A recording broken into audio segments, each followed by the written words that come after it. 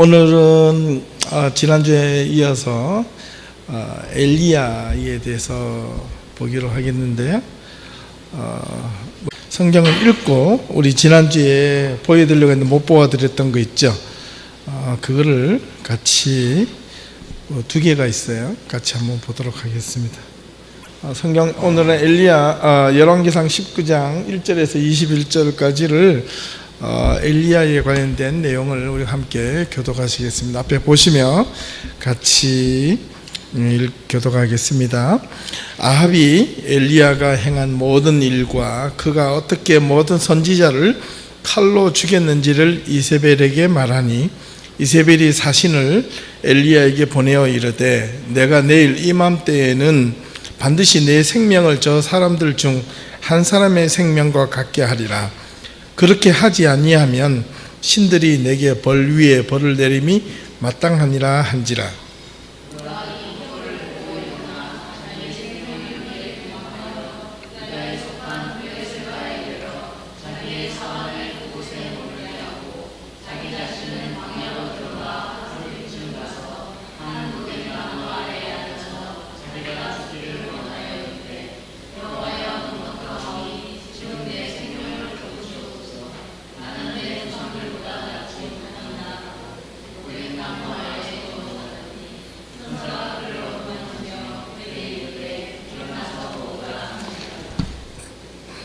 본즉 머리맡에 숯불에 구운 떡과 물 한 병 물이 있더라. 이에 먹고 마시고 다시 누웠더니 여호와의 천사가 또 다시 와서 어루만지며 이르되 일어나 먹으라. 내가 갈 길을 다 가지 못할까 하노라 하는지라. 이에 일어나 먹고 마시고 그 음식물의 힘을 의지하여 40주야를 가서 산 호렙 하나님의 산 호렙에 이르니라.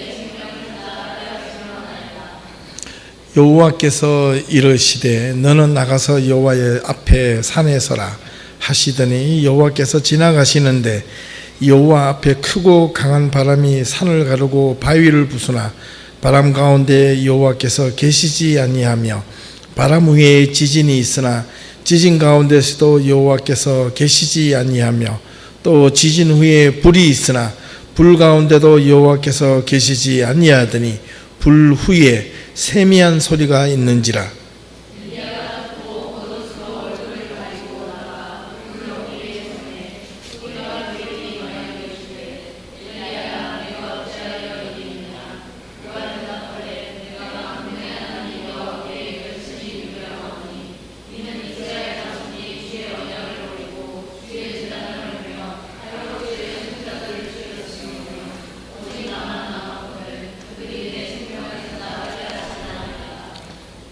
여호와께서 그에게 이르시되 너는 내 길을 돌이켜 광야를 통하여 다메섹에게 가서 이르거든 하사엘에게 기름을 부어 아람의 왕이 되게 하고 또 아벨 무홀라 사와스의 아들 엘리사에게 기름을 부어 너를 대신하여 선지자가 되게 하라. 하사엘의 칼을 피하는 자를 예후가 죽일 것이요 예후의 칼을 피하는 자를 엘리사가 죽이리라.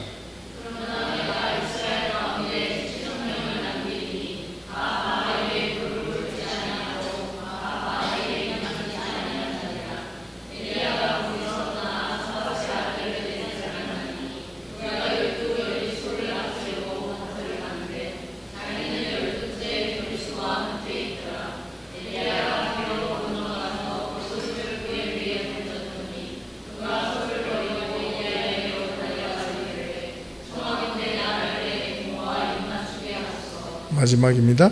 그리한 후에 내가 당신을 따르리이다. 엘리야가 그에게 이르시되 돌아가라. 내가 내게 어떻게 행하였느냐 하니라.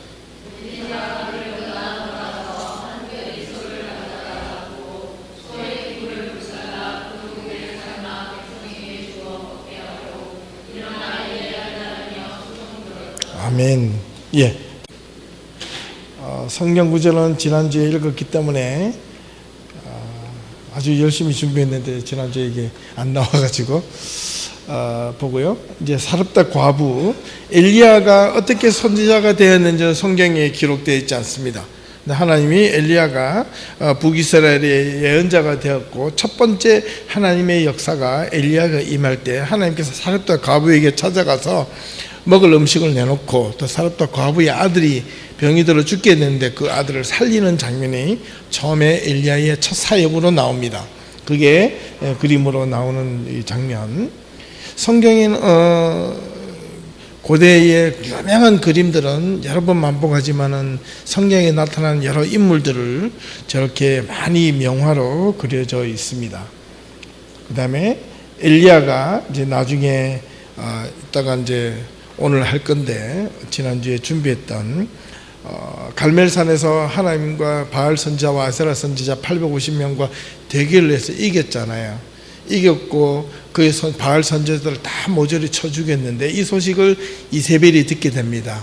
이세벨이 그걸 듣고 야 정말 야훼 하나님이구나. 예, 회개하며 돌아서야 되는데 그렇지 않고 이세벨이 더 악한 마음을 품어서 엘리야에게 또 이렇게 사람을 보내서 내가 너를 죽이겠다. 대놓고 이제 이야기를 합니다. 그러자 엘리야가 그 이야기를 듣고 도망을 가죠. 그게 오늘 나오는 장면인데 도망가다가 로뎀 나무 안에서 이제 하나님의 천사를 만나는 장면이 그림으로 그려져 있습니다. 자, 아합과 지난주 했던 그 아합 왕이 그 북이스라엘에서 사마리아로 아버지 오므리 왕이 사마리아로 수도를 옮겼다 그랬잖아요. 예, 옆에서 이렇게 사마리아의 지역으로 옮깁니다. 사마리아라는 이름이 사람 이름이죠. 그런데 갈멜산은 왜냐면 여기서 한참 이 해변가로 북서쪽으로 떨어진 거리입니다. 여기가 이제 평야지대인데 높은 산에서 아래로 내려다보면 평야가 보이고 더 멀리는 그 지중해 바다가 보이는 아주 비옥한 땅이 있는 그 곳입니다. 그 다음에 세바스테, 그 다음에 이름이 이제 사마리아로 바뀌어졌다 그랬잖아요. 가이사라 정도 이렇게 북동쪽으로 올라가면 여기에 갈멜산이 이 지중해 곁에 있습니다. 예, 그르심산 그죠? 있고 그 다음에 밑에 사마리아 이름이 세바스테라는 이름에서 유래됐다는 것을 여러분 기억을 하시면 좋을 거예요. 사람 이름입니다. 그죠? 그 다음 다시 한 번 더 그림을 보면 사마리아 지역이 여기고 여기서 북동쪽으로 갈멜산이 높은 곳이고 지중해가 보이고 그림으로 이렇게 좀 더 재미있게 골라봤습니다. 한 번 더 보면 사마리아가 있고 에발산 그리심산 예루살렘이 밑에 있다면 남유다와 북이스라엘이 한 이점에서 갈라져요. 예, 베델을 기점으로 베델은 남쪽이고 이렇게 갈라지는데 북이스라엘의 수도를 이렇게 사마리아로 오므리 왕이 정하고 그 아들 아합이 그 성을 완성을 시킵니다. 갈멜산이 북동쪽에 있죠. 예. 이 사마리아 언덕인데요. 이 언덕에서 옛날 그 성을 지었던 성터가 이스라엘이 이제 성지 순례를 가면 저렇게 보여진다고 합니다. 이스라엘도 보면 산이 많죠, 그죠? 생각보다 지중해쯤 산이 많습니다. 중동 지방이라서 전부 다 사막만 있을 것 같은데 생각보다 저렇게 풀이 있는 지역도 있습니다. 그런데 실제로 가서 보면 이런 모양으로 되어 있답니다. 그래서 또 중간에 사마리아 지방을 날 때는 전체가 사막입니다. 사막. 또 근데 사마리아 언덕 저 지방에는 또 저렇게 풀이 있고 하는 지역입니다. 곳곳에 풀과 숲이 있다면 또 한쪽에서는 완전한 모래와 사막만 있는 그런 죽음과 생명이 공존하는 지역이 팔레스타인 지역입니다. 자, 사마리아 언덕을 보십시오. 군데군데 나무가 이렇게 엉성하게 모여있죠. 멀리서 보면 풍성한 것 같지만은 옛날에는 더 심했겠죠. 그죠? 자, 사마리아 도시 언덕에 고대 수도에 거의 고고학자들이 찾아보니까 이렇게 단면도 위에서 내려다보는 지형의 단면도를 이렇게 그림으로 그려놓은 것입니다. 항공 촬영을 해가지고 산꼭대기입니다. 그죠? 아주 요새와 같죠. 산 위에 꼭대기에 사마리아는 수도를 정해 놨으니까. 오므리 왕과 아합 왕이 살았던 왕궁터. 아합 왕이 얼마나 화려하게 왕궁 생활을 했느냐면 그 님루드라는 이 상하궁의 벽면인데요. 상하가 뭔지 알죠? 코끼리 코에 뼈를 잘라가지고 만든 그 상하에 그걸 가지고 이렇게 조각을 만들어서 벽에다 다 붙였다는 거. 얼마나 화려하게 왕궁 생활을 했는지 모릅니다. 아합과 이세벨에 대한 장면이 나오고, 사마리아 성 안에 또 이런 깊은 또 유적지도 나오고요. 사마리아에 있는 로마의 신전터, 나중에 그 후대에 또 이 사마리아의 지역에 로마의 신전을 짓고 거기에 신전 이름을 왕에게 바쳤다는 거 지난주에 말씀을 드렸습니다. 이제 갈멜산인데요. 이 꼭대기, 여기가 갈멜산 꼭대기인데 여기가 갈멜산 엘리야 기념교회입니다. 아주 평야로 쫙 넓혀져 있습니다. 꼭대기에서 보면 이런 식으로 이스라엘 평야라고 아주 옥토가 있죠. 평야. 저렇게 평야도 이스라엘에서는 있습니다. 지금은 도로가 닦여가지고 그냥 상용차로 슉슉 와가 다니는데, 옛날에는 이런 길들을 어떻게 다녔을까요? 그냥 마차 걸어 다니거나, 그러면 산적대도 나오고 도둑대도 나오겠죠. 지금은 뭐 이스라엘은 남북을 다 합쳐가지고 경상남북도 정도밖에 되지 않기 때문에 그렇게 크지 않는 지역입니다. 이스라엘 평야에서 여기가 이제 갈멜산 이제 바라본 이 지역입니다. 엘리야 기념교회, 이런 터, 이게 뭐 신전터도 있고, 올라가면 갈멜산에 엘리야가 이게 불칼이라고 그럽니다. 이렇게. 이게 누구냐면 바알 선지자들을 죽이는 장면들이 동상으로 만들어져 있고, 한번 가보면 참 좋겠죠, 그죠? 예담 성지 순례단 한번 갈멜산 기둥. 그래서 죽기 전에 한번 예루살렘 성지, 그다음에 유럽에 이제 지금 터키 엊그저께 보니까 오늘 제가 페이스북에 뉴스를 어떤 한국에 있는 선교단체가 터키 가가지고 아주 좀 무리한 행동을 했다 그래가지고 터키 사람들이 그 선교단체에 있는 사람들을 막 협박하고 때리는 장면이 유튜브로 이제 떠가지고 아주 좀 심하게 지금 아주 비난받고 있습니다. 그게 보니까 한국 사람들이 이제 선교단체 가가지고 무분별하게 무슬림도 붙잡고 막 전도했대요. 그래서 점점 또 한국에 대한 이미지가 나빠지고 있다는데 걱정입니다. 엘리야 기념교회 안에 들어가면 이렇게 단순하게 있습니다. 성경에 있는 대로 이렇게 우리가 상상하면서 이제 이스라엘을 가면 너무나 많이 상업적이고 기념교회, 2000년의 기독교 역사를 지나오면서 기독교인들이 거기다가 동방정교회나 캐톨릭이나 개신교 이런 사람들이 서로 앞을 다퉈가지고 그 지역을 점령하면서 또 무슬림들이 점령해가지고 자기 나름대로 기념교회나 이걸 너무 많이 무분별하게 세워가지고 이제는 조금 상업화가 많이 됐다고 합니다. 또 그림요, 갈멜산에서 바알 사제들과 대결을 벌이는 엘리야, 여기 이제 엘리야겠죠. 이게 남북 이스라엘의 왕위에 대한 대조편인데, 마지막에 남유다가 시드기야 왕, 이때는 이제 이 마지막 이 시점에는 예레미야가 활동했던 시기인데, 엘리야는 유다와 북이스라엘 쪽에, 특히 북이스라엘의 이 아합 왕 때부터 아하시아 이 시점, 아하시아가 죽을 때까지 이제 왕이 되는 이 시점에서 엘리야가 북이스라엘의 예언자로 나타납니다.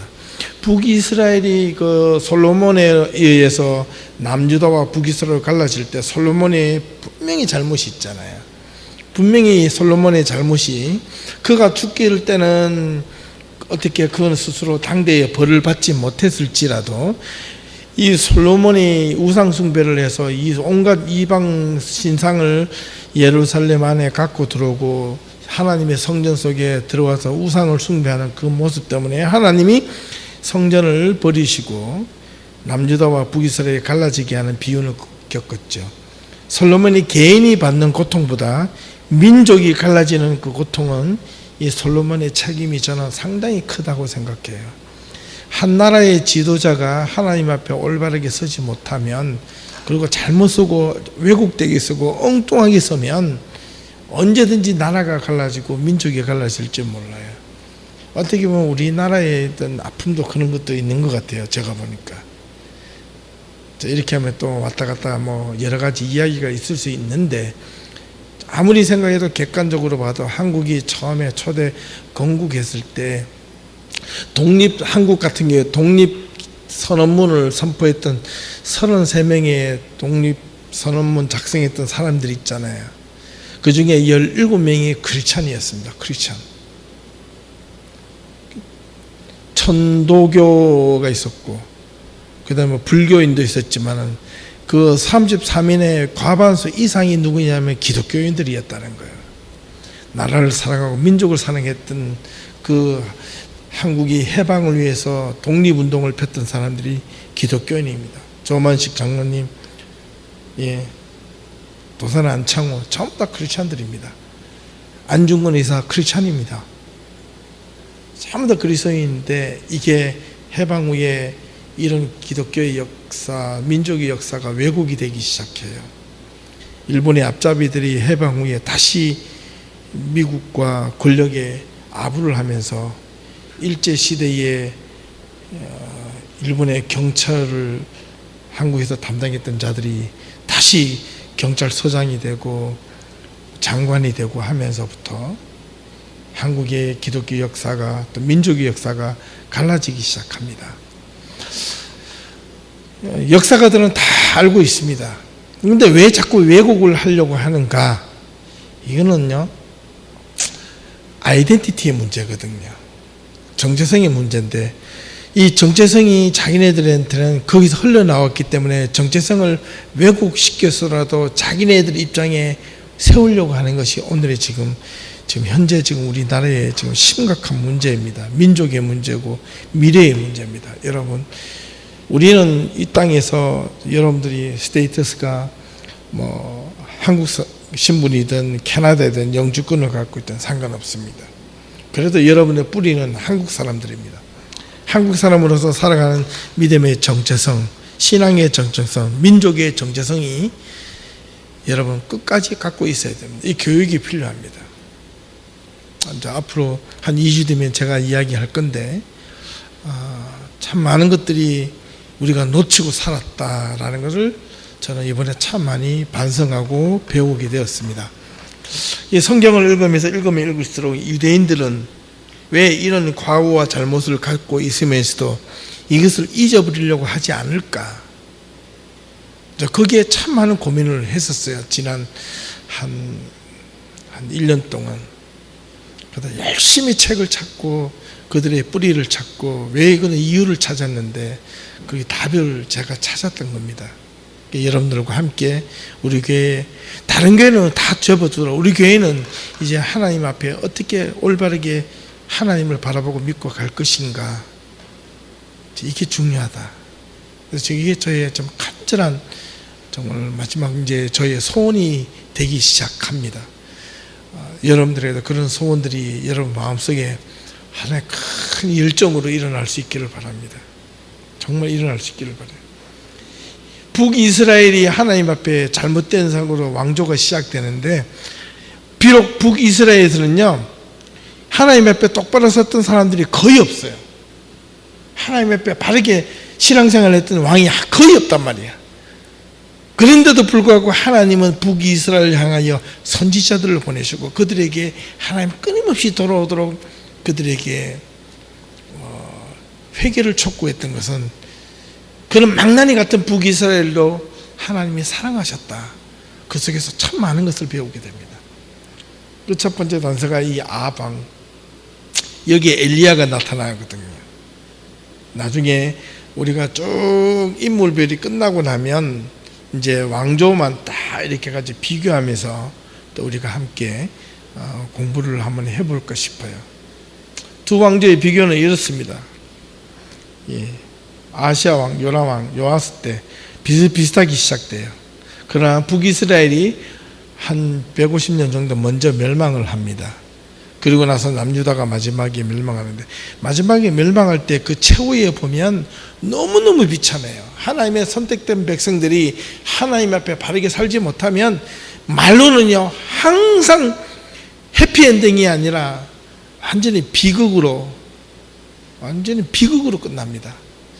절망과 좌절과 고통과 죽음과 슬픔으로 끝나는 게 성경의 역사입니다. 우리는 그거 기억해야 됩니다. 반드시 기억해서 우리는 그렇게 살지 말도록, 우리는 그렇게 살아서는 안 되도록, 그렇기 때문에 우리가 이스라엘의 역사를 우리가 기억하고 우리가 배우고, 그 다음 우리의 교회, 우리의 미래, 내 개인의 미래가 하나님 앞에서 어떻게 올바르게 설 것인가. 이 금요일날 저녁에 나와가지고도 우리가 그냥 단순하게 예배 드리는 것이 아니라 거기에서 우리의 정체성을 찾고 다시 한 번 더 하나님의 뜻을 찾고 다시 한 번 더 내가 어떻게 신앙생활을 통하여 내 삶이 어떻게 세상 사람들과 다르게 살아갈 것인가, 하나님의 뜻 가운데 살아갈 것인가, 여기에 우리는요 모일 때마다 끊임없이 묻고 또 끊임없이 묻고 끊임없이 반문하고 서로 질문하고 서로 대답해주고 서로 격려해주고 그렇게 돼야 된단 말이에요. 이게 진짜 공동체가 돼야 된다는 거예요. 여러분 꼭 그렇게 될 수 있기를 바랍니다. 이제 아합에 대한 이야기를 제가 쭉 이제 했기 때문에 오늘 엘리야를 그냥 바로 넘어가도록 하겠습니다. 엘리야를 이제 준비하기 전에 제가 어제 한 2, 3년 전부터 이렇게 앓고 있는 어금니를 하나 뺐어요. 또 이게 어금니가 이렇게 붙어 있어야 되는데 오른쪽에서 위쪽인데 위에서 하나가 어느 순간 이렇게 똑바르게 있다가 언제부터 모르게 이렇게 삐뚤어지기 시작했어요. 여러분들 보시는 쪽에서 이게 이 몸 바깥이라면 이렇게 이 몸 이가 하나 살짝 삐뚤어지기 시작해요. 이게 관리를 잘 해야 돼. 잘못해가지고 괜찮겠지 싶었는데 자꾸 시간이 지나서 이렇게 점점 삐뚤어져요. 이게 어느 순간 되니까 이제 이 몸이 아파지기 시작하더라고요. 그러기를 그래서 꼭 참고 막 살았는데 드디어는 안 돼가지고 어제 가서 이제 병원에 가서 뺐는데 그렇게 나를 귀찮게 하던 이 이빨이 빠지고 나니까 너무 허전해요. 아프진 않는데 이게 마음이 막 뻥 뚫린 것처럼. 예. 돌아오면서 그 생각을 했습니다. 갑자기 이 거지를 막 입에 피 나오는 걸 물고 막 오면서 운전하면서 우리 유빈이하고 같이 막 이렇게 오면서 그런 생각, 참이 허전하다 그랬는데 제가 이빨이 이제 영구치가 나기 시작할 때가 보통 10살 때 정도 되잖아요. 그죠? 이제 바꿔지는데 그때부터 벌써 40년 이상을 저랑 동고동락했는데 한순간에 확 빼고 의사는 아무렇지도 않은 쓰레기통에 확 집어넣더라고요. 나는 그게 아쉬워서 좀 달라고 하니까 못 준대요. 병원에서 주면 안 된다고 그래가지고 그래서 아쉽게 그냥 왔습니다. 그렇게 고생했는데 한순간에 버림을 당하는 모습 보고 갑자기 그런 생각이 들었습니다. 우리가 하나님을 열심히 믿는데 열심히 신앙생활할 때 하나님 보시기에 합당하지 않는다면 우리가 어떻게 보면 한순간에 버림을 당할지도 모르겠다. 열심히 하나님 앞에 인정받는 사람이 되어야 되겠다. 또 그 생각도 들었고 쓸모없다고 버림을 당하네. 저는 이빨의 입장에 생각해 보니까 너무 내가 미안한 거예요. 예. 여러분 끝까지 그래서 한편으로는 이게 빼지 말고 며칠 좀 더 견딜 걸 이런 생각도 들더라고요. 내가 좀 아프고 이빨을 좀 이거 괜한 생각이지만은 그런 생각이 들었다는 겁니다. 그래서 여러분들 이걸 신앙생활이나 삶이나 어디고 다 비교해 봐도 여러분 삶 속에 참 이게 작은 걸 하나지만 저 좋은 비교가 되지 않을까 싶어서 그냥 한번 말씀을 드려봤습니다. 이 그림이 보통 이런 그림들은 중세 이전에 중세로 들어갈 때에 그런 그림들인데요. 홀리 프로펙트 엘리야, 거룩한 선지자 엘리야라고 이렇게 그림이 그려져 있습니다. 저 오른쪽에 위에 보면 까마귀가 있죠, 그죠? 예. 로뎀 나무 아래에서 하나의 물과 빵을 얻어먹는 그 엘리야. 예. 그 다음에 또 다시 엘리야고, 이거는 지껏 쾌도작 1900년대 얼마에 지었는데, 이제 엘리야가 예기치 않는 상황에 직면한 엘리야. 무슨 뜻인지 아시겠죠? 오늘 성경을 읽었잖아요. 이게 하나님과 엘리야 갈멜산에서 하나님의 능력과 기적을 만났는데, 이 엘리야가, 그랬으면 엘리야가 이 사기가 충천해져야 되잖아요. 놀랍도록 충천해지고, 이제는 하나님이 나와 함께 하신다. 엘리야의 하나님, 하늘에 불을 내려주십시오. 이 제단을 쌓아서 기도하기 전에 물을 3번이나 연속 2번이나 이렇게 막 붓고, 그 다음에 장작이 쭉 적셔지도록 부어놓고 하나님께 기도하니까 하늘에서 불이 빵 떨어져 가지고 이게 불이 확 나무가 장작을 다 타고 제단의 동물들이 다 태워버리는 그런 기적이 일어났는데, 바알과 아세라 선지자에게는 그들이 원하는 식으로 막 춤을 추며 뭐 이게 온갖 짓을 다 버려버렸지만 하늘에서 불이 내려오지 않고 그들의 바알은 잠잠했다는 거예요.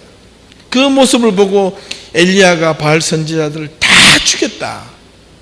이 정도 되면 이 엘리야가 얼마나 기구만장했겠습니까? 그러나 이 엘리야가 이세벨이 자기를 죽이러 오겠다는 그 한 소리에 기가 꺾여가지고 도망을 갑니다.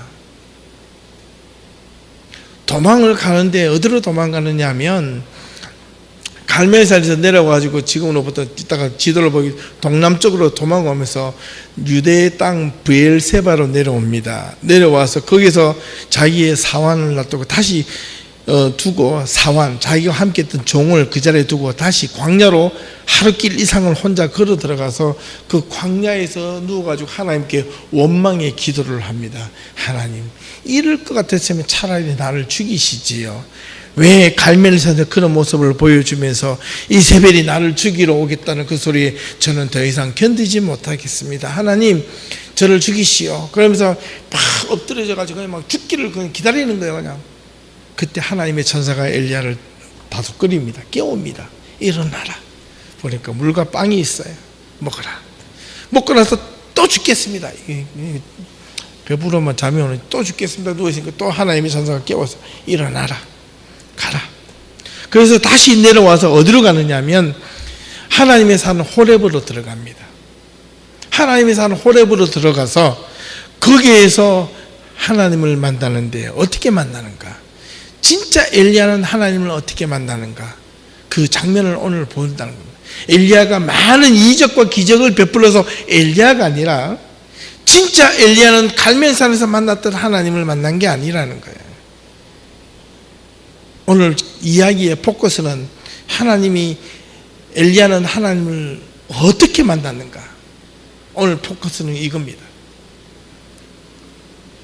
로뎀 나무 안에서 빵과 물을 먹는 엘리야, 천사로부터 위로받는 엘리야, 다시 갈멜산에서 사마리아인데 사마리아로 가지 않고 이 밑으로 사마리아와 예루살렘 이 사이가 브엘세바가 있습니다. 이만큼 도망을 옵니다. 여기가 광야길입니다. 사마리아로 지나가는 길에.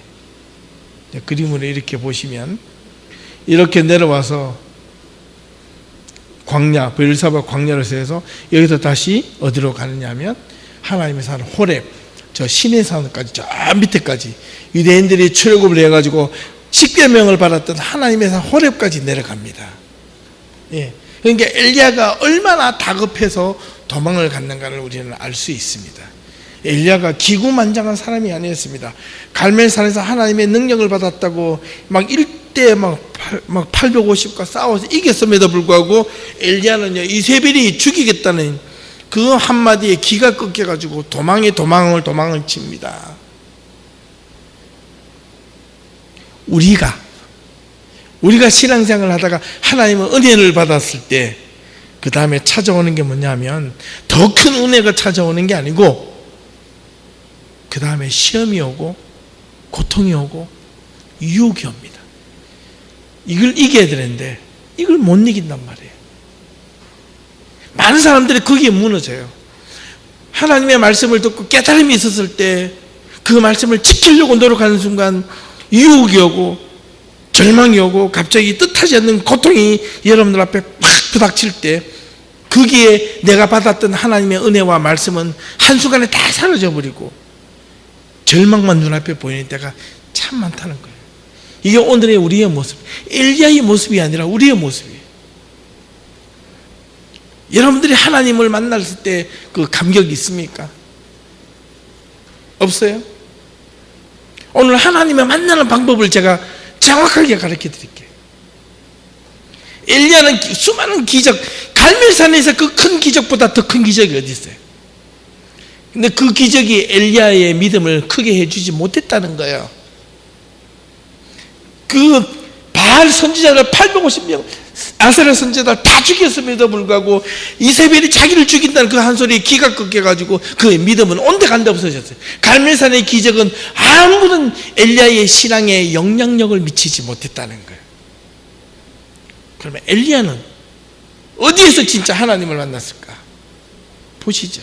호렙산에서 만나는데, 이게 호렙, 하나님의 산 호렙이에요. 모세가 십계명을 받으러 올라갔던 그 장소죠. 민둥산입니다. 풀 한 폭이 나지 않는 산입니다. 하나님이 여기에 계셔요? Yes. 여러분, 우리 눈에 보기에는 저 산이 그냥 돌산이죠. 우리의 보기에 우리의 믿음이 세상에서 아무런 가치가 없는 것처럼 보이지는 그런 돌산과 같이 보일지라도 우리의 믿음이 하나님과 함께 하실 때 우리 앞에 보이는 절망과 같은 이 모든 것이 이게 이겨낼 줄로 믿습니다. 이겨내요. 이겨나가요. 반드시 이겨나갑니다. 그렇기 때문에 우리는 예수 믿는 이 재미가 있는 거예요. 이세벨이 피해가지고 엘리야가 이런 곳에 가서 숨었대요. 전설에 의하면. 참 웃기죠. 엘리야가 막 힘있고 막 이랬을 것 같은데 이런 곳에까지 와서 물 한 모금도 없는 이런 곳에 도망가서 숨었다니까. 여기서 하나님을 만났다니까요. 인생의 가장 광장하고 같은 삶 속에서 여러분 하나님을 만나기 제일 쉬워요. 여러분이 만약에 저거 한 데서 하나님을 만날 수 있겠어요? 만날 수 있어야 돼요. 지금 살고 있는 게 얼마나 감사한지 몰라요. 여러분들 믿음 하나만, 우리 공동체가 작아도 괜찮아. 커도 괜찮고 작아도 괜찮고 숫자에 관계없어. 세상을 변화시키는 것은 숫자가 사람을 변화시키는 게 아니에요. 세상이 세상을 변화시킬 때는 힘과 권력과 명예와 돈과 이 부로 세상을 변화시키지만 우리는 만군의 여호와의 이름으로 세상을 변화시키는 거예요. 아무도 쓸데없는 이 민둥산에서, 돌산에서 엘리야가 숨어 들어갔는데 거기에서 하나님을 만나요. 여기 뭐 물도 있는 거예요.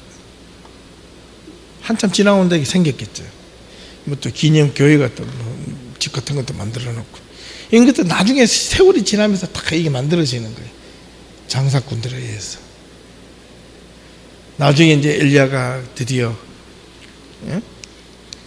아시아가 다락에서 떨어져가지고 쫄뚝발이가 되는데 죽을 것이라는 예언을 받고 그 예언이 이루어지고 난 다음에 엘리야와 엘리사가 하나님의 말씀을 듣고 베델로 내려가서 거기 있는 선지자들과 함께 이야기를 하고 그리고 둘이 함께 걸어가다가 갑자기 엘리야가 하늘로 올라가는데 여러분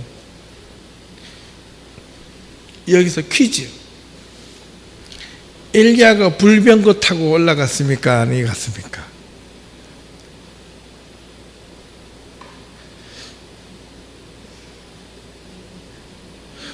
보고도 몰라요.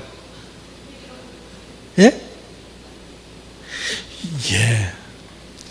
성경이 이게 사실은 잘못돼 불병거 타고 올라간 게 아니에요. 하나님이 회오리 바람을 해서 사람을 들려서 하나님이 데리고 가신 거예요. 불수레와 그것이 가로막아서 회오리 바람으로 엘리야를 들고 올라갔다고 되어 있습니다. 불병거 타고 올라간 게 아니에요. 그림이 사실은 잘못된 거예요. 열왕기 하 2장에 보면 정확하게 나와요. 이걸 보여주려고 이제 이런 영화에도 보면요 그렇게 되어 있어요. 자, 엘리야에 대해서 잠깐 한번 살펴볼게요. 앞서서 많은 이야기들을 좀 나눴기 때문에 크게 제가 중복되는 것은 이야기하지 않는데, 엘리야의 이름의 뜻은 엘리야, 여호와의 하나님, 이런 뜻입니다. 기원전 9세기경에 북이스라엘에서 활동했던 예언자였고, 엘리야가 엘리사보다, 내용적으로는요 엘리사가 엘리야보다 훨씬 많이 나옵니다. 엘리사가 다음 주에 엘리사를 할 건데 엘리야가 엘리사보다 훨씬 적게 나와요. 근데 성경에는 엘리사보다 또 엘리야에 대해서 신약 성경에 가면 상당히 많이 나옵니다. 예수님도 그 하늘에서 그 변화산에 올라가셨을 때 모세와 예수님과 또 한 사람인데 그 누구냐면 그게 엘리야예요. 그게 상당히 의미 있게 엘리야가 나오거든요. 여러분들 이제 엘리야에 대해서 좀 많이 관심을 가져보시면 좋을 것 같아요. 저는 엘리야를 성경을 읽으면서 어떻게 이 엘리야가 나와 너무 똑같다. 나는 선지자가 아닌데 이 엘리야가 어떻게 내 마음을 이렇게 잘 알고, 하나님은 또 엘리야를 만나 주셨다. 하나님이 나를 만나 주신 하나님인 것 같아. 그래서 저는 너무 기뻤어요. 예. 엘리야가 어떻게 소명을 받았는지에 대한 내용은 없어요. 엘리야가 선지자가 되었다. 그냥 이렇게 되었지. 엘리야가 살았던 시대적 배경을 보면 엘리야가 북이스라엘을 그냥 주로 거점으로 활동했던 예언자였고, 남유다에 대해서는 이야기하지 않았어요. 하나님은 남유다만 사랑하지 않으셨다. 북이스라엘을 향한 하나님의 깊은 애정과 사랑이 이 엘리야의 모습을 통해서 나타납니다. 하나님을 섬기는 곳으로부터 떠나 우상을 따를 때 예언자를 보내셔서 다시 여호와의 하나님께 돌아오는 예언을 줄기차게 첫 번째로 시작한 사람이 엘리야였다. 여러분 잘 보셔야 돼요. 그 다음에 두 번째는 엘리야의 선지자 활동 내용은, 첫 번째 사라밧 과부에 대한 이야기를 제가 들었기 때문에 넘어가겠습니다. 두 번째, 이제 가뭄으로 인하여 갈멜산에서 바알 선지자와 아사라 선지자들이 갈멜산에서 대결하자 그랬잖아요. 그래서 이겼습니다. 그러고 나서 바알의 선지자들을 잡아서 죽였고, 그리고 가뭄이 그쳤다. 18장 41절에 46절까지 내용이 그대로 기록되어져 있습니다.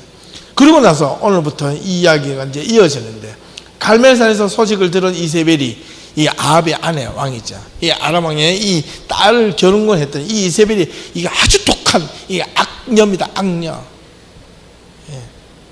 우리가 보기에는요, 이 이세벨은 엘리야를 죽이기로 작정하고, 엘리야는 유다 브엘사바로 도망한 뒤 광야의 하룻길로 더 들어가서 혼자 로덴나무 안에서 죽기를 간청하자 천사가 와서 그를 위로하며 물과 빵을 가져다 주었습니다. 그가 이후에 일어나 하나님의 산 호렙에 이르러 하나님과 대면하게 되는데, 그가 만난 하나님은 어디에서 만났냐? 그때 하나님을 만나는데 갑자기 강한 바람이 불고, 예? 강풍이 불고 지진이 일어나고, 그 다음에 큰 불이 일어나는데도 하나님이 없더라는 거예요. 그런데 그 가운데서 엘리야는 하나님을 어떻게 만났는가? 바로 이 세미한 소리로 만난지라, 이렇게 되어 있습니다. 세미한 소리를 들은지라. 문제는 이 세미한 소리인데, 엘리야가 변화받은 것은 이 세미한 소리 때문에 엘리야가 변화받았다는 사실입니다. 이 세미한 소리가 도대체 뭔가 우리가 한번 봐야 되는데, 엘리야가 하나님으로부터 바르게 무릎을 꿇지 않는 7,000명의 믿음의 사람이 있음을 듣고 다시 용기를 얻었습니다. 엘리야가 사밧의 아들 엘리사를 만나서 나중에 그의 제자로 삼고, 그 다음에 엘리야가 아합이 죽은 뒤에 아하시아가 왕이 되었으나 그가 다락난간에서 떨어져 죽을 것을 예고하고 죽게 되자 엘리야가 엘리사와 함께 베들로 내려가 베들에 있는 선지자들을 만나고, 그곳에서 길을 걸어가다가 불수레와 불말들이 두 사람을 갈라놓고 엘리야가 회오리 바람으로 하늘로 올라갔더라. 불병거를 타고 간 게 아니거든요. 예. 성경을, 저도 어릴 때요, 엘리야가 전부 다 마차 불병거 타고 올라갔다고 제가 배웠어요. 정말에. 근데 실제로는 그게 아니에요. 잘 읽어보니까. 자, 문제는 엘리야가 진짜 하나님을 만난 하나님은 어떤 하나님인가? 이건데 답은 알고 있습니다. 세미한 음성 가운데 만났다. 하나님을 세미한 소리로 하나님과 만났다. 엘리야가 갈멜산에서 놀라운 이적과 기적을 보고도 이세벨의 협박과 그런 유다 브엘사바에서 도망갔고 현실을 도피했고 그가 그곳에서 자신의 사활을 두고 광야의 할 길을 떠들어가서 이제 죽기까지 간증했던 이 엘리야, 그래서 하나님을 만나지 않았어요. 하나님의 천사를 만났지. 엘리야가 갈멜산 놀라운 이적과 기적을 보고도 이스라엘 협박에 의해 도망갔고 했고, 그 다음에 엘리야가 하나님을 엘리야의 믿음 없음을 책망하지 아니하시고, 문제는 책망하지 아니하시고 그를 다시 세워서 물과 빵으로 먹이시고 그를 이렇게 세워서 어디로? 하나님의 산 호렙까지 가게 만들어서 그곳에서 하나님을 만난다. 어떻게 엘리야는 진짜 하나님을 만났을까? 아까 브엘세바에서 광야로 내려가는 길이 이게요, 광야길입니다. 혼자 가는 길이에요. 이제는 사환이나 사람을 데리고 가지 않아요. 혼자 광야길을 걸어가는 그 광야길, 그 산, 그 호렙까지 올라갔을 때 이 엘리야를 생각을 한번 해보세요, 여러분. 내가 만약에 엘리야가 되었을 때, 내가 그 갈멜산에서 그 능력을 보고 이세벨이 죽인다는 소식을 또 도망을 해서 밀려서 어디까지, 저 산 호렙, 저 시내 산에 있는 그 밑에까지 혼자 막 정말 죽을 힘을 다해서 도망갔다고 생각해 보십시오. 어땠을까? 그런데 하나님은 거기서도 어떻게 모세에게 나타나셔서 뭐 불꽃 가운데서 나타나시고 하늘의 음성에서 시내산 꼭대기에서 십계명을 내려주면서 모세야, 아멘, 아버지, 뭐 이렇게 나타난 게 아니에요. 우리 귀 속에 들려진 게 하나님 앞에 들려진 게 아니에요. 어떻게? 세미한 소리로 하나님을 만난 그 결정적인 사건이 그 다음에 엘리야를요 진짜 엘리야 되게 만들었다는 거예요. 그럼 그 세미한 소리가 무엇일까? 어떤 곳에서도 강한 바람도 지진도 불 가운데서 하나님을 만나지 못했는데 콜, 디마마, 다카라는 단어예요. 콜, 이게 보이스, 소리. 디마마, 미, 막, 다카, 세미한 보이스. 작은 음성. 근데 이거를요, 히브리어를, 원어를 그대로 번역을 해보면 이런 겁니다. 그가 진짜 만난 하나님이 세미한 소리 가운데 만난, 세미한 소리란 콜, 디마마, 다카 난 이 단어가 직역을 하면 옅은 작은 조용함의 소리라는 뜻입니다. 직역을 하면 그대로.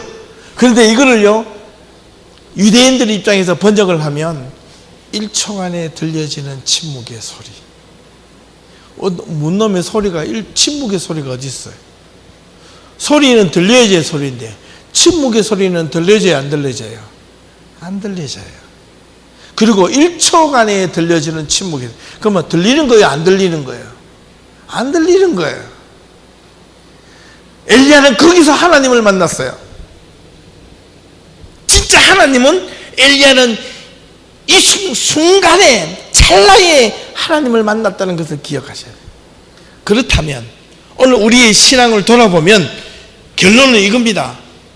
여러분, 작은 것에, 여러분 신앙생활 할 때 소홀히 하지 마라. 작은 것에 실수하지 마라. 작은 것에 더 집중하라. 여러분, 큰 잘못은 잘 안 저지르죠. 실수도 작은 것을 많이 하지 큰 실수는 잘 안 합니다. 만약에 큰 실수나 잘못이 있으면 빨리 가서 용서하는데, 내가 작은 실수나 작은 잘못은 사람들한테 자꾸 감추려고 그래요. 괜히 내 자신이 어떻게 좀 이렇게 체면이 안 서기 때문에.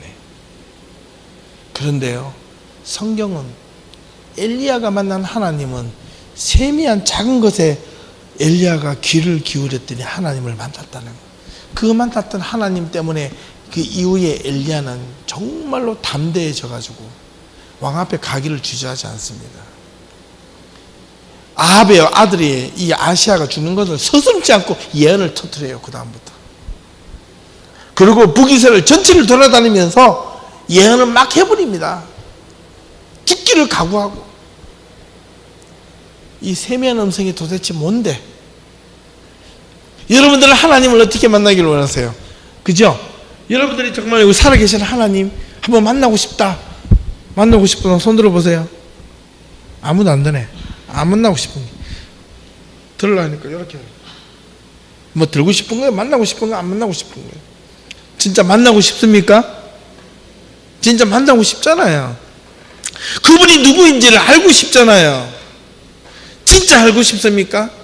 여러분이 원하는 하나님의 모습을 그리지 말고 하나님이 원하는 여러분들을 투영을 시켜보세요. 그러면 하나님이 금방 여러분들 앞에 나타나십니다. 내가 원하는 하나님의 모습을 그리지 말고 여러분 힘들고 어려울 때, 여러분들 눈앞에 안 보일 때, 뭔가 힘들고 자질스러울 때, 내 앞에 문제가 생겼을 때 여러분이 원하는 하나님을 그리지 말고 하나님이 원하는 내 모습을 만들어 가보라니까. 그러면 하나님이 여러분들 앞에 바로 나타나십니다. 근데 나타나는 그 과정이 엘리야에게 나타나신 것처럼 세명 가운데 훅 지나갈 수 있는데 우리는 오히려 그것을 아무렇지도 않게 그냥 쉽게 놓쳐버리거나 무시해버리는 때가 더 많다는 겁니다. 하나님은 우리와 성령 안에서 항상 우리와 함께 하기를 원하시는데 우리는 함께 하고 있는 건지조차도 그걸 모르고 무시하고 그것을 업신여기고 하기 때문에 우리가 하나님을 못 만나고 있다고 생각하는 거예요. 문제는 여기 있습니다. 우리 성도들이 하나님이 항상 나와 함께 계신다고 하면 내 행동이나 내 삶이 달라질 수밖에 없어요. 무언가 달라질 수밖에 없단 말이에요. 어떤 형태로 달라진다니까요. 제가 오늘 오후에 우리 가족들을 정집 식사 때 다 모아놓고 우리 아이들이 이제 좀 힘들 것 같은데 저도 지켜질지는 모르겠어요. 여러분들한테 대놓고 이야기하는 거예요. 매주 토요일마다 이제 바쁘다고 맨날 책 본다고 바쁘다고 핑계를 댔는데 이제 그러지 않기로 했다. 매주 토요일마다 주일을 준비하는 마음을 가지자. 정말 주일을 거룩하게 지키려 하는 그 마음을 준비를 하자. 그래서 이제 특별한 일이 우리 집안에 특별한 일이 아니면 내가 옛날에 토요일 아침마다 테니스 치러 나갔는데 내 아이들한테 그게 중요한 게 아니더라. 이제 진짜 내가 중요한 걸 뭔가를 알았다. 내가 토요일마다 뭘 했나? 토요일날 오전에 우리가 일어나서 우리 가족이 전부 다 일주일 동안 어지러 놓은 책들 뭐 옷가지들 이거 토요일날 예배를 준비하는 마음으로 정리하자. 일주일 동안 봐왔던 너절하게 놨던 책들 제자리에 꽂는 훈련을 하자. 이제 내일부터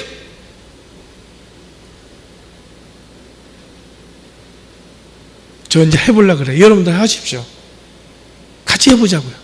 주일을 준비하는 마음으로 하나님을 만나는 마음으로 이제 우리가 그게 거룩하게 사는 삶이고 그게 하나님 앞에 의미 있게 사는 삶이고 내가 주일을 맞이하면서 하나님을 만나고자 하는 준비가 거기서부터 시작되는 거예요.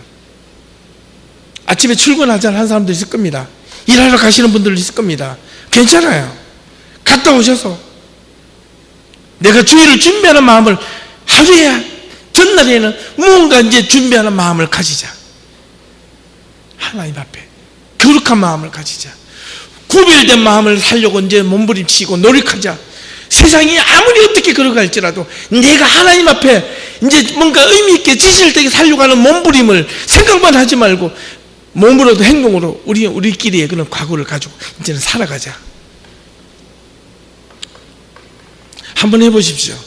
너절하게 늦은 날 일주일 동안 늘어났던 것들 토요일날 주일을 준비하는 마음으로 저녁이 되든 아침이 되든 괜찮아요. 오후가 되든 그러면요 생각보다 한번 이제 내일 한번 채워보고 다음 주 금요일 한번 말씀드려 볼게요. 제가 잘 채웠는지 못 채웠는지 저도 보일 게 아니에요. 이렇게 이야기하는 것은 제가 책임을 지기 위해서 여러분들한테 아예 대놓고 선포를 하는 겁니다. 목사가 이렇게 해놓고 적어도 내일 안 하고 늦잠 자면 뭔가 문제가 있잖아요. 나도 할 테니까 우리 같이 한번 해보자는 겁니다. 여러분 이때까지 가면 주일을 아무렇게나 생각했다는 게 아니에요. 그죠?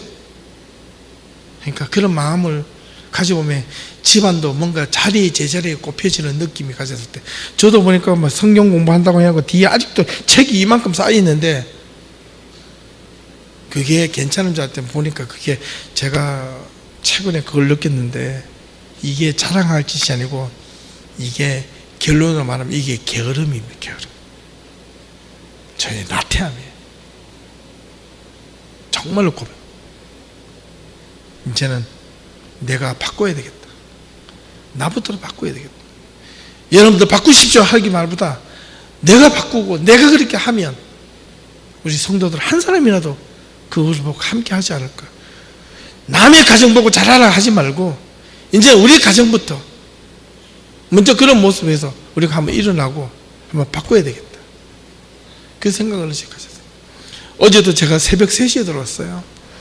새벽 3시에 들어왔는데 목사님이 정말 가슴을 안타까워하며 괴로워하는 모습을 제가 어제 새벽 한 2-3시까지 듣고 집에 들어올 때 마음이 참 무거웠어요. 교회가 여러분 하나님의 말씀대로 살려고 하면 우리가 생각하는 하나님께 축복을 준다는 그 개념이 세상이 주는 축복하고 다릅니다. 우리 청년들 이거 각오하셔요. 우리 권사님, 집사님들 각오하셔야 돼. 우리가 이제 의미 있게 살려면 그 의미에 따르는 가치와 희생이 있어요. 반드시 거기는 하나님의 영광은 세상이 주는 영광과 다르다는 것이죠. 엘리야가 1초간에 들려지는 그 침묵의 소리라는 것은 자기 순간적으로 지나가는 그 눈앞에 보이는 지진과 광풍과 이 불을 속에서 하나님을 만나고 싶지만은 엘리야는 못 만났어. 그렇지만은 그가 다 포기하는 순간 쓱 지나가는 그 한 소리에 하나님을 만났다는 것은요, 우리에게 얼마나 큰 위로가 되는지 몰라요. 우리는 지진 가운데, 불 가운데, 광풍 가운데 하나님의 역사가 일어나서 내가 신앙 경험했다고 사람들 앞에서 간증해 다니고 이런 모습 속에서 나도 저렇게 했으면 좋겠다 막 동경의 대상이 되고 그럴 필요가 없다라는 거예요. 아시겠어요? 하나님은 여러분 바로 곁에 여러분 안에 계십니다. 거기에 여러분들 양심을 향해서, 여러분들 마음을 향해서, 여러분 생각을 향해서 두드리는 그 소리에 여러분 귀를 기울여라는 거예요. 내가 무엇을 해야 될지 안다는 거예요. 가르쳐 주신다는 거예요. 근데 우리는 그거 못해. 왜? 이유는 딱 하나. 귀찮고 힘들고 내가 하기가 버거워서 그래요. 하나님은 단 한 번도 우리에게 버거운 걸 주신 적이 없으십니다. 버거울 때는 하나님이 함께 하십니다. 수고하고 무거운 짐진 자들아 내게로 오라. 내가 너와 함께 하리라. 나의 멍에를 메고 내게 배우라. 그 멍에라는 단어가 짝이라 그랬죠? 그죠? 멍에를 메고 배우라는 거예요. 멍에를요, 예수님이 함께 지는 거예요. 나는 그 멍에에 코만 끼가지고 예수님이 가고자 하는 길을 따라가기만 하면 되는 거예요. 그게 멍에라는 뜻입니다. 아시겠어요? 고삐를 내가 가고 싶은 대로 못하는 게 하는 게 아니고, 내가 져야 될 짐을 예수님이 대신 져주면서 예수님이 가고자 할 때 나는 그 방향대로 고삐를 멍에를 딱 쥐고 그냥 예수님이 끌고 가는 대로 가기만 하면 돼. 그때는요 어깨가 뭐 가벼워요. 그게 예수님의 말씀이셨어요. 우리가 만난 하나님의 모습에서 우리의 삶 속에 우리는 무엇을 배울 수 있는가? 작은 일에, 작은 실수에, 작은 소리에 소홀히하지 말고 작은 실수를 저지르지 않도록 노력하고 작은 소리에 귀를 귀담을 수 있는 우리가 되어야 된다. 이게 하나님의 뜻이에요. 하나님을 만날 수 있는 가장 좋은 방법이에요. 하나님의 음성은 큰 곳에 들리는 것이 아니라 우리의 일상생활 중에서 작은 가운데서, 우리의 행동 가운데서 하나님은 언제나 우리에게 우리 양심을 통해서, 생각을 통해서 두드려 주십니다. 하나님 앞에 말씀하고자 할 때 기억하세요. 우리 모두가 세미한 음성에 귀를 기울일 수 있는 우리 예담의 성도들이 될 수 있기를 바랍니다. 힘을 내십시오. 또 왜 이렇게 기가 팍 죽어 있습니까? 아멘 할 줄 알았는데, 여러분, 하나님이 여러분 마음속에 있으니까 여러분 작은 것에 더 열심을 가지고 신경을 쓰고, 큰 것에는요 다 열심히 해요. 그죠? 작은 것에 여러분 더 열심하고 충성하고, 여러분 작은 시간을 아끼고 살아갈 수 있는 저와 여러분들이 다 될 수 있기를 주님의 이름으로 축원합니다. 기도 한번 하십시다. 하나님,